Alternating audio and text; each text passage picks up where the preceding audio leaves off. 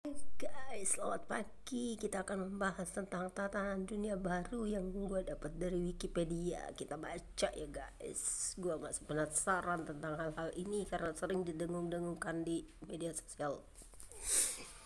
Dari Wikipedia Bahasa Indonesia, ensiklopedia bebas. Halaman ini berisi tentang artikel tentang teori konspirasi. Untuk penggunaan istilah tatanan dunia baru dalam politik internasional, lihat saudara-saudara. Tatanan dunia baru atau New World Order. Teori konspirasi tentang tata dunia baru adalah bahwa elit kekuatan rahasia dengan agenda globalis berkonspirasi untuk akhirnya menguasai dunia melalui pemerintahan satu dunia yang otoriter, menggantikan bangsa-bangsa yang berdaulat dan juga propaganda yang mencakup semua ideologinya yang bertujuan memuji pembentukan tata dunia baru sebagai puncak dari kemajuan sejarah. Oleh karena itu, banyak tokoh sejarah dan kontemporer yang berpengaruh telah diduga menjadi bagian dari komplotan rahasia yang beroperasi melalui banyak organisasi depan untuk mengatur peristiwa politik maupun keuangan yang signifikan, mulai dari suatu penyebab krisis sistematik hingga kebijakan kontroversial, baik di tingkat nasional maupun internasional sebagai langkah dalam plot berkelanjutan untuk mencapai dominasi dunia. Dalam teori konspirasi tentang tata dunia baru merupakan teori yang menyatakan sebuah periode bersejarah yang mengubah secara drastis dunia serta pemegang kuasanya. Penjelasan tata dunia baru ini diyakini melibatkan satu atau lebih kelompok elit yang berusaha mengatur dunia melalui satu sistem pemerintahan global. Pada daya tarik tata dunia baru ini adalah tawarannya mengakhiri perang serta sengketa politik, menghapus kemiskinan, sakit penyakit, dan kelaparan. Tujuannya ialah memenuhi kebutuhan serta harapan segenap umat manusia melalui perdamaian global. Sebenarnya bagus aja kok tujuan kayak gini. Tema umum dalam teori konspirasi tentang tata dunia baru adalah teori yang menyatakan sebuah periode bersejarah yang mengubah secara drastis dunia serta pemegang kuasa di dunia, bahwa elit kekuatan rahasia dengan agenda globalis konspirasi untuk menguasai dunia melalui pemerintahan satu dunia yang otoriter, menggantikan segala negara, bangsa yang berdaulat, dan juga suatu propaganda yang mencakup semua ideologi untuk tujuan memuji pembentukan tata dunia baru sebagai puncak dari kemajuan sejarah. Nah, kalau salahnya di sini karena memuji pembentukan tata dunia baru ya. Oleh karena itu, banyak tokoh sejarah dan kontemporer yang berpengaruh telah diduga menjadi bagian dari komplotan rahasia yang beroperasi melalui banyak organisasi depan untuk mengatur segala kegiatan politik dan keuangan yang signifikan, mulai dari suatu yang menyebabkan krisis sistematik hingga mendorong melalui kebijakan kontroversial baik di tingkat nasional maupun internasional sebagai langkah dalam plot berkelanjutan untuk mencapai dominasi dunia. Sebelum awal 90-an, konspirasi tata dunia baru terbatas pada dua budaya tandingan Amerika, terutama hak militan anti pemerintah, dan kedua bagian dari kekristenan fundamentalis yang peduli dengan kemunculan antikris di akhir zaman. Skeptis seperti Michael Barkun dan Chip Bartlett mengamati bahwa teori konspirasi populis sayap kanan tata dunia baru tidak hanya dianut oleh banyak pencari pengetahuan yang terstigmatisasi, tetapi telah meresap ke dalam budaya populer, dengan demikian meresmikan periode selama akhir abad ke-20 dan abad ke-21 di Amerika Serikat, di mana orang secara aktif mempersiapkan skenario millenarian apokaliptik. Wah, bahaya ini. Kekristenan kok ikut.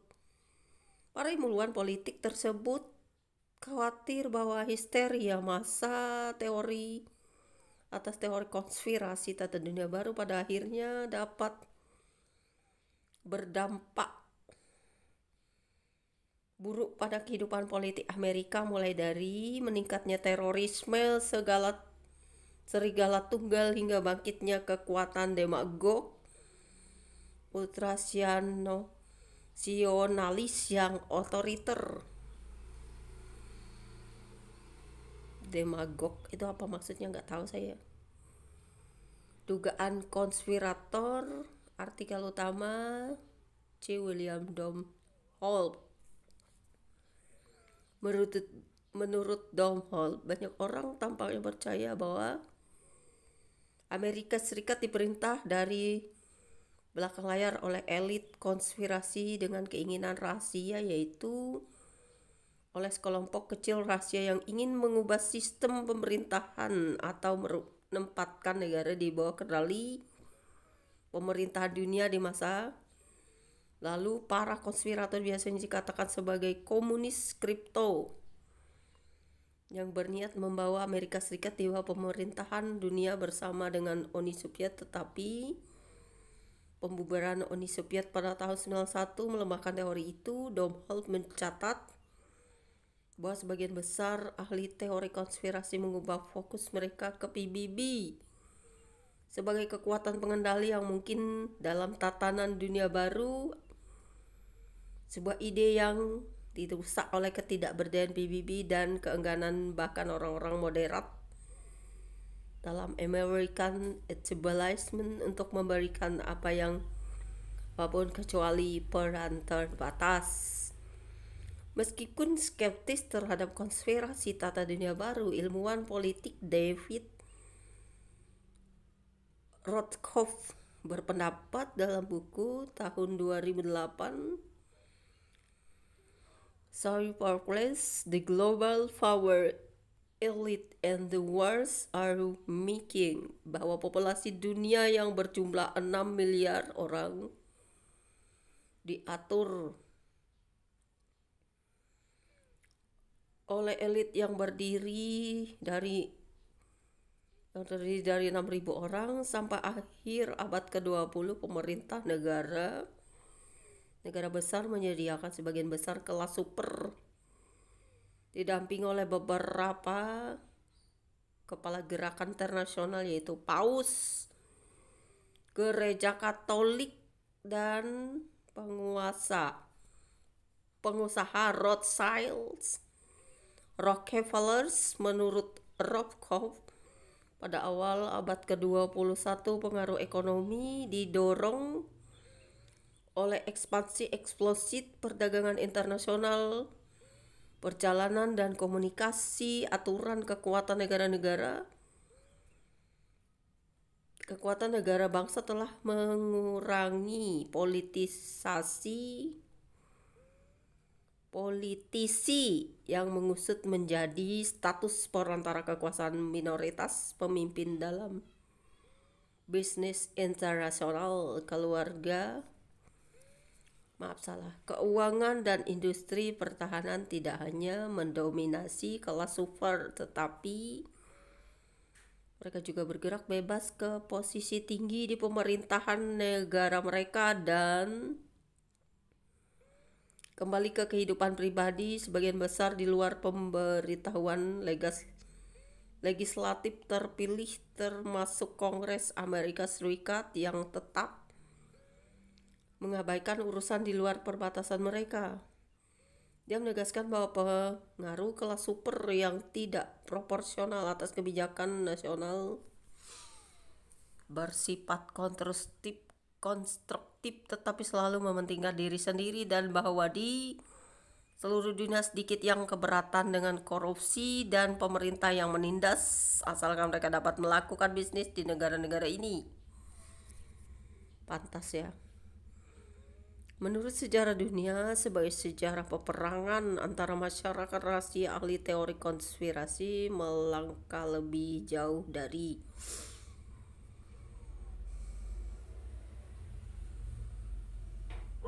Joko hilang.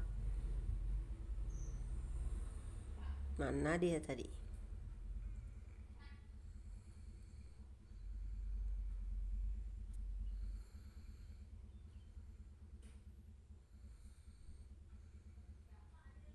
Menurut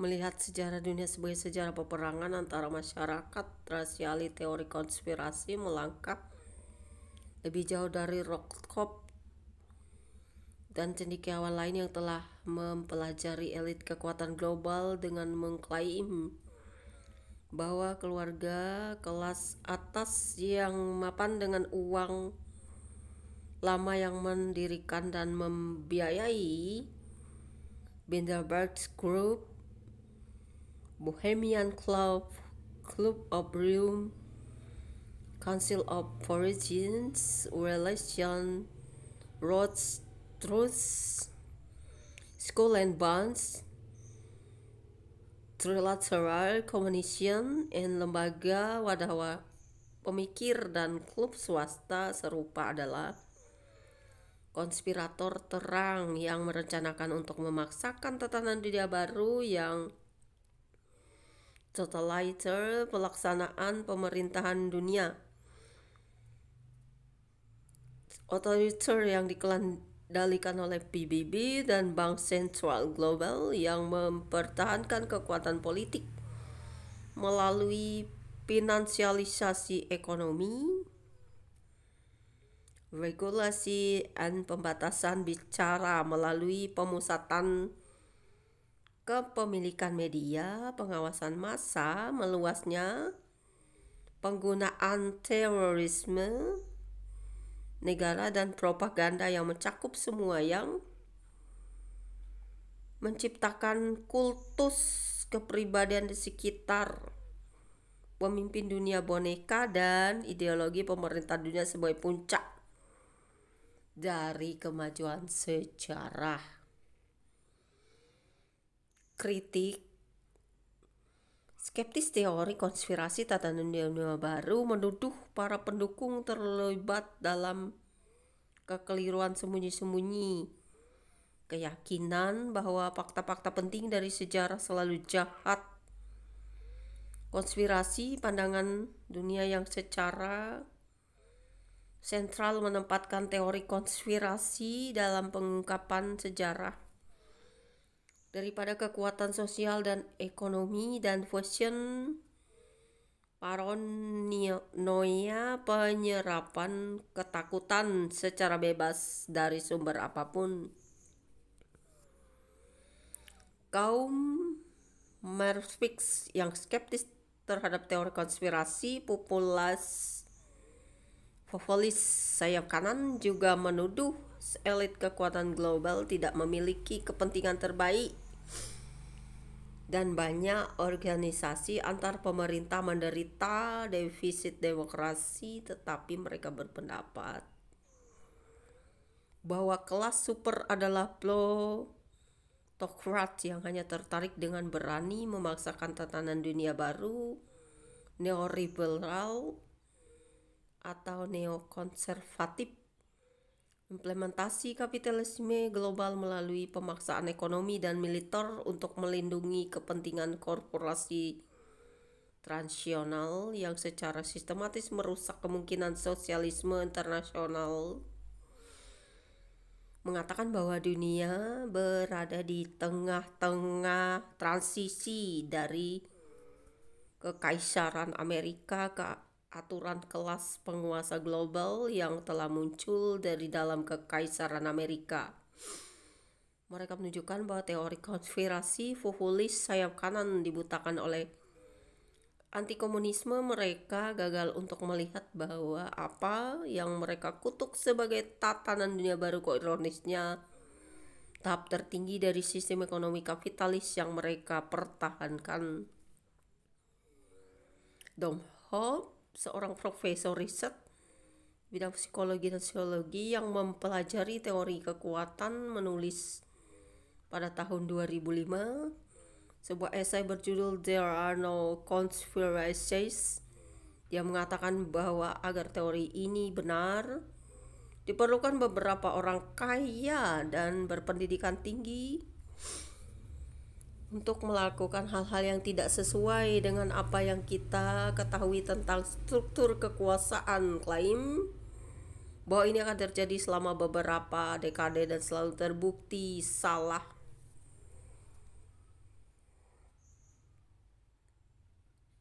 Bertrand Pronunting, kontributor untuk masalah urusan global diplomatic Career,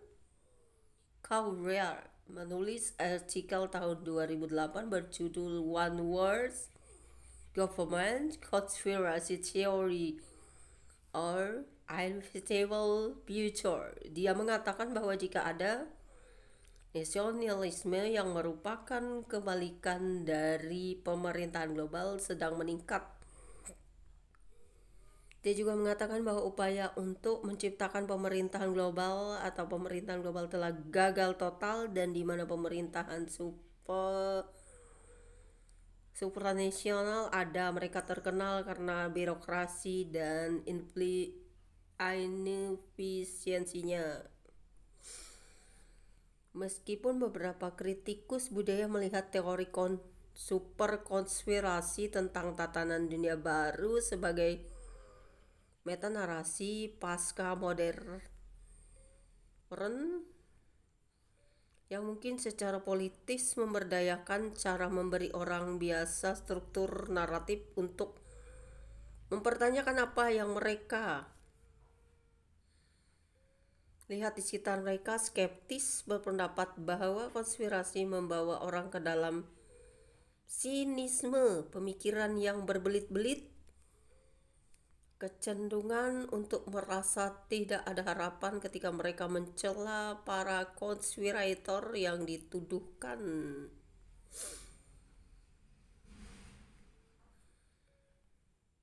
Alexander Zetskis dari Southern Poverty Law Center menulis laporan berjudul Patriot Paranoia, A Look at the Top 10 Conspiracy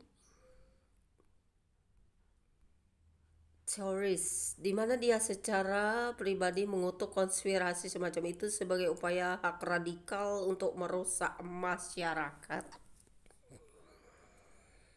Prihatin bahwa milenium improvisasi dari sebagian besar teori konspirasi tentang tatanan dunia baru mungkin memotivasi segala serigala penyendiri untuk terlibat dalam perlawanan tanpa pemimpin yang mengarah ke insiden teroris domestik seperti pengeboman kota Oklahoma. Barkun menulis bahwa bahayanya tidak terletak pada keyakinan seperti itu sendiri, daripada pada perilaku yang mungkin mereka rangsang atau dibenarkan, dan memperingatkan jika mereka percaya bahwa hari jahat yang dinubuatkan sebenarnya telah tiba, perilaku mereka akan menjadi jauh lebih sulit untuk diprediksi.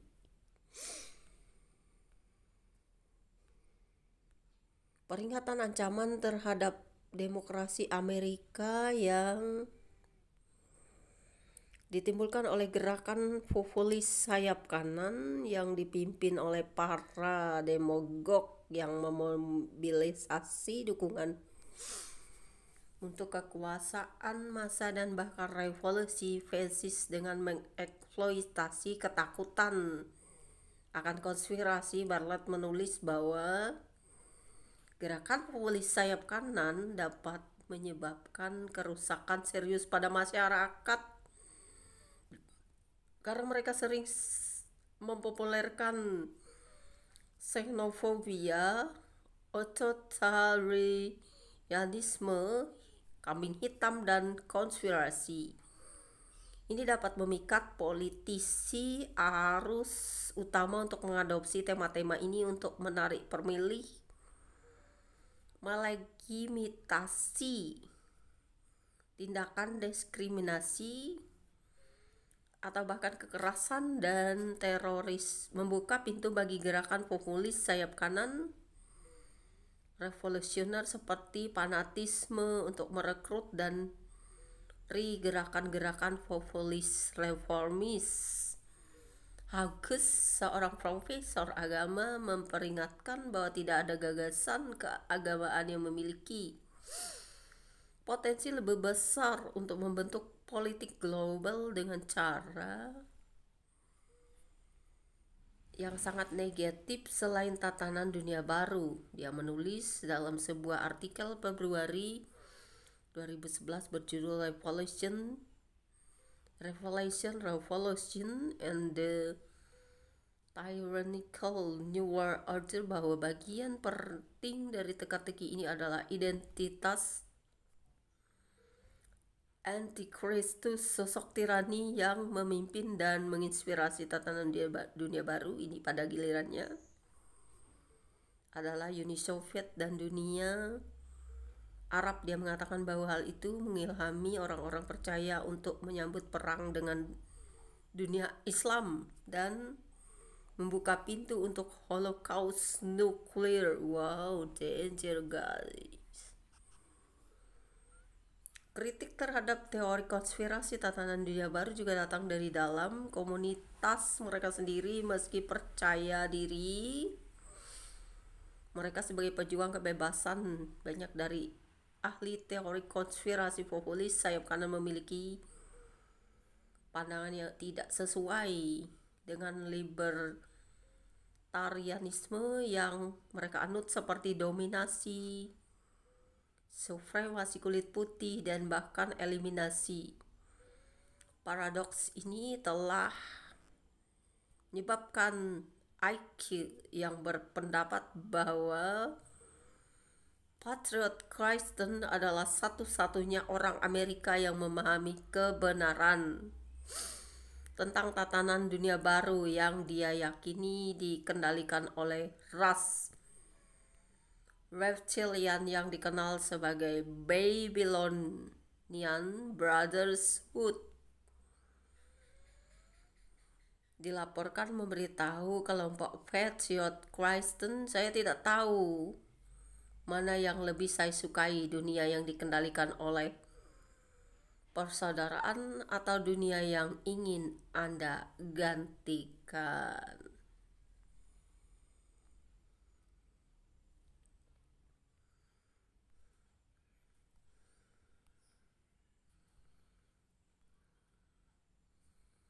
Jadi itulah teori konspirasi tentang tatanan dunia baru dan atau disebut New World Order. See you again.